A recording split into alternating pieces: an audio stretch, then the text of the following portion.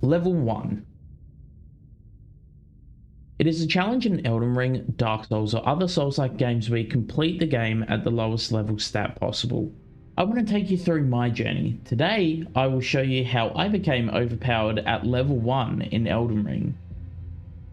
The important rules for a level 1 playthrough in Elden Ring are: Wretch is the starter class, as this is the only character that starts at level 1, and no leveling up. That is all you need to do a level 1 playthrough. In my playthrough, however, I added one more rule: no spirit ashes or summoning. This adds a lot of challenges to the run, but even still, we can become very powerful. A final note to mention, I played in offline mode, and this playthrough was done before the first balance update, which came out the day of recording this commentary, so sadly that means some of the strategies won't be useful anymore. Anyways, let's get into it.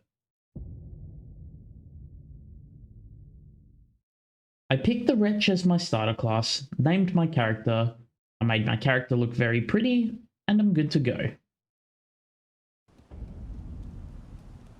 Rather than dying to the first boss encounter, we let gravity do his job instead.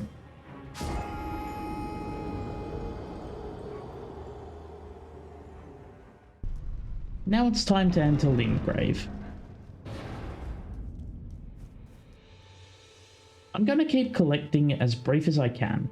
I was planning on showing the entire route that I took, but even with it all cut down, it still took about 11 minutes to cover, so I'm going to break it down into sets of items we need. So get your steed and yourself ready for a lot of traveling in the lands between. Firstly, weapons. I collected the flail from the chest in the carriage at Stormhill. I also collected the Great Turtle Shield from South Limgrave, and the Sword of Night and Flame from Career Manor. I then purchased the dagger, the rapier, the battle axe, and the finger seal from the merchant at the Round Table Hold.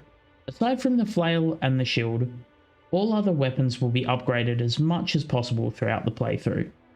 Now to talk about talismans. I collected the Warrior Jar Shard from Alexander in Stormhill,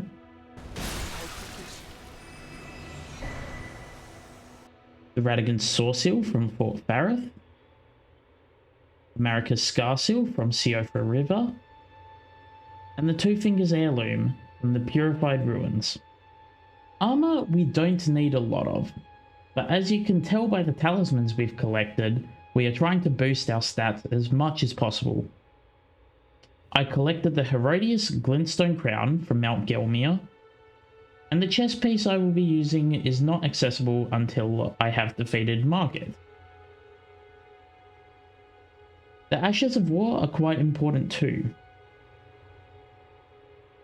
I collected Hoarfrost Stomp to the east of Career Manor.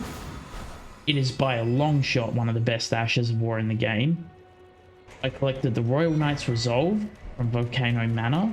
I also collected Wild Strikes, even though my Battle Axe already has this as its default skill. The reason I do this, however, is that I want to be able to change to a Cold Battle Axe much later on. Also, don't forget your Whetstone Knife so you can change these at a Site of Grace instead of going to Hugh in the Round Table. There are a few very useful spells that become more useful in the mid to late game, including Poison Mist, which is collected from a Scarab in South Limgrave. I guess this is the part where I should clarify that I only use the flail for its weapon skill to bleed and kill the resting dragon beside Fort Farith. We are not doing this for the runes, however, although they can be useful. We are doing this for the 5 dragon hearts. We can then purchase dragon incantations including Rotten Breath, Dragon Ice, and Dragonfire. You can spend the last 2 on whatever you wish.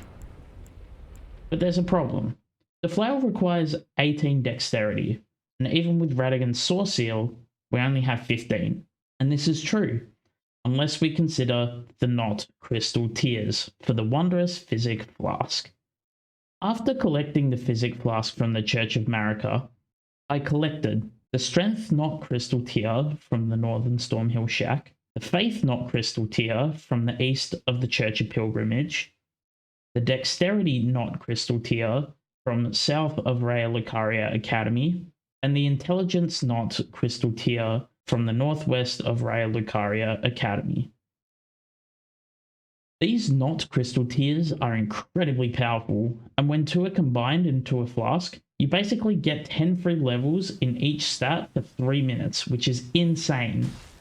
Using the strength and dex knots in the flask will allow you to take the dragon down very quickly.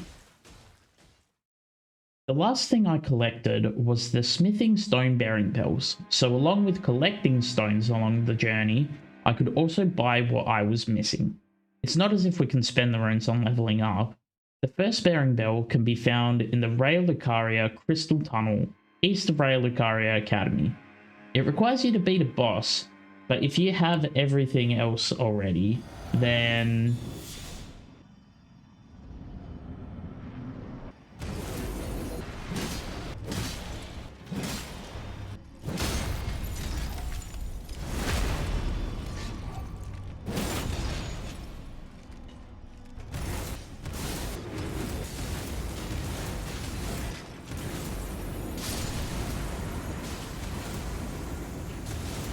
it should be pretty easy. The second bearing bell can be found in the sealed tunnel, which is before Lindell. When going to Lindell, I usually go to the north first, and then wrap around to avoid the chaos of the main entrance to the outer wall. Plus I get to check out the sick rave at the windmills.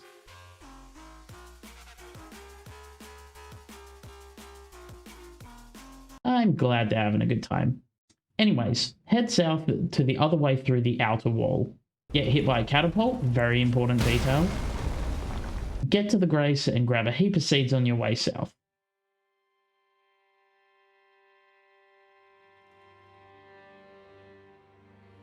And then off to the sealed tunnel.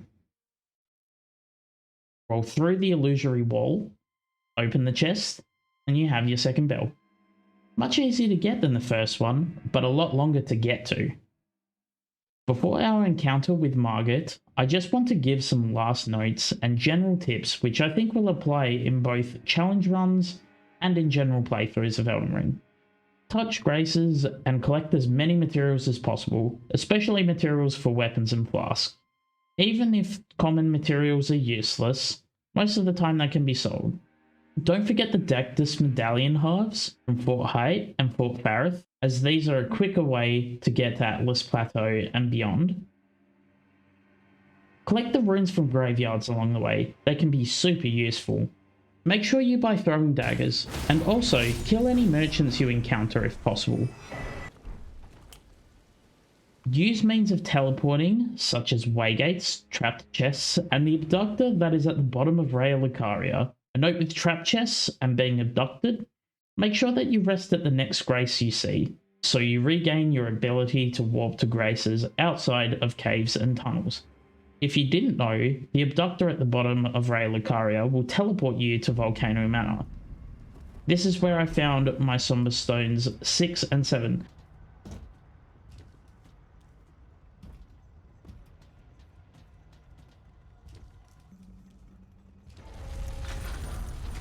And also to mention Somber Stone 5, I found that in the Siofra River. And with all that out of the way, I am ready to take on Margit. I drank the physic, used the Royal Knight's Resolve, and entered.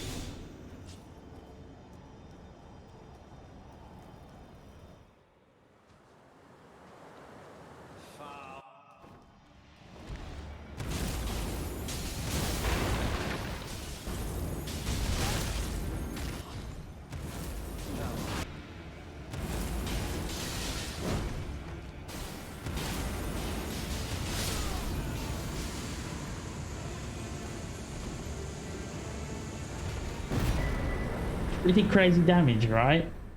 Well, it's about to get even better with some finishing touches. I equipped the Marika Scar Seal. I switched to Intelligence and Faith Knots in my Physic Flask.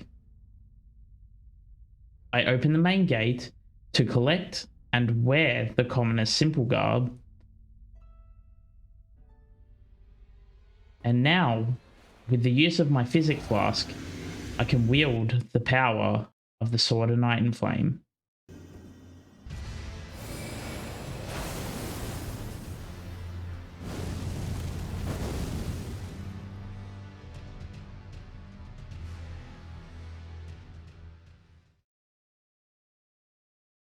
Doing the death run through the castle isn't that scary after a while, honestly.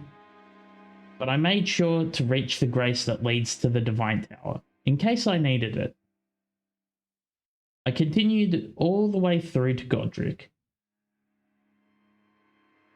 Now again, I drink my physic and enter.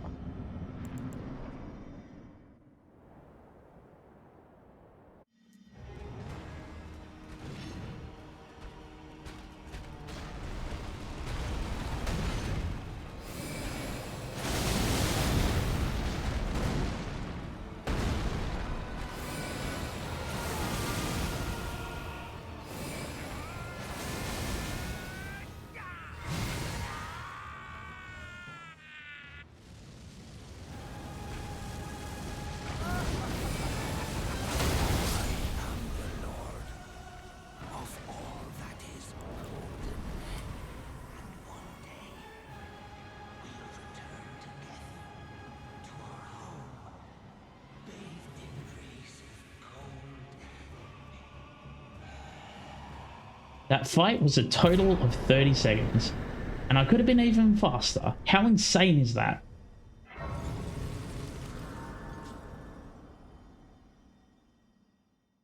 Anytime I got a good amount of runes, I always made sure to go on a shopping spree, and I would level up my weapons too. It was now time to face the Red Wolf of Radagon. This fight is a bit of a pain, as the wolf moves a lot, but I only need to land 3 hits.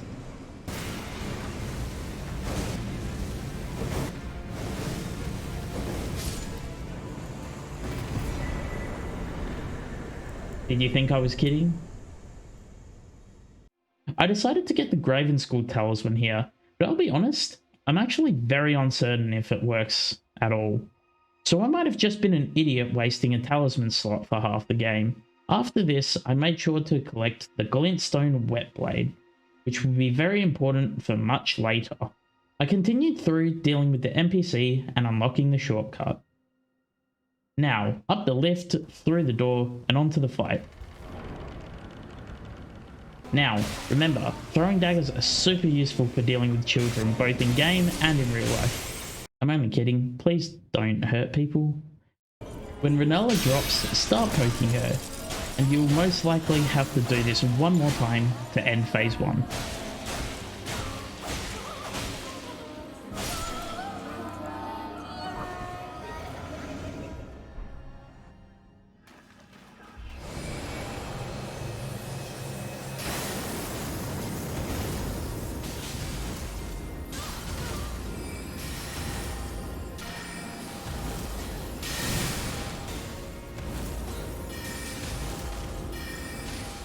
I made a last minute decision to prepare Rotten Breath. All I needed was another beam attack.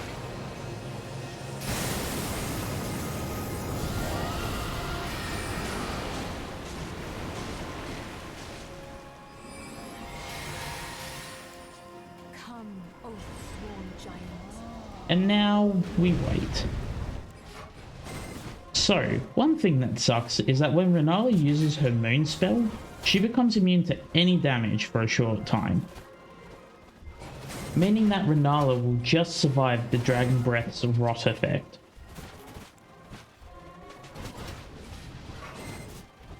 So I finished the fight using throwing daggers. Little Rani, my dear daughter, weave thy night into being. Now I have 2 great runes, meaning I can collect the 3rd talisman pouch, and because now I've defeated Renala, I can buy Renala's party hat, which will boost intelligence by 3. Now it's time to head to the Erd Tree. If you enjoyed the video, please like and subscribe to the channel. You can check out part 2 by clicking on the card showing now, or in the link in the description. If you want to see the fights uncut, I have also made a playlist for that. If you're looking for more content from me, the best place to go is my Twitch channel. Come say hello and let me know if you found me through this video. Thanks for watching.